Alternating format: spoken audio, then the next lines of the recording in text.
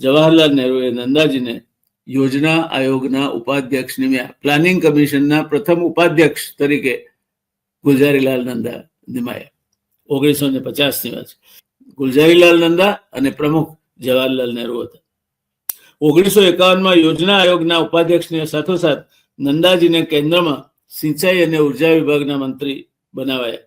આયોજન પંચ તરીકે જે ઓળખાતું હતું તેના ઉપાધ્યક્ષ અને કેન્દ્રીય મંત્રી બંને હોદ્દા સંભાળનાર નંદાજી કદાચ આ બેવડું બહુમાન એટલે પ્લાનિંગ કમિશનના ચેરમેન, આયોજન મંડળના ઉપાધ્યક્ષ, ચેરમેન તો જવાહરલાલ નહેરુ હતા, ઉપાધ્યક્ષ અને સાથે સાથે કેન્દ્રીય મંત્રી પણ ખરા ઉર્જા અને સિંચાઈ વિભાગ. આ બેવડું હોદ્દો સંભાળનાર નંદાજી પહેલા અને છેલ્લા રાજકીય નેતા હતા આ દેશના ઇતિહાસમાં. વર્ષ 1952 આવી ચૂક્યું હતું.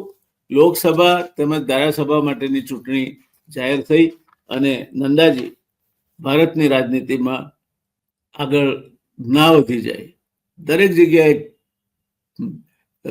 પગ ખેંચવાની હતુતુની પેલી પ્રખ્યાત રમત તો ચાલતી જ હોય છે.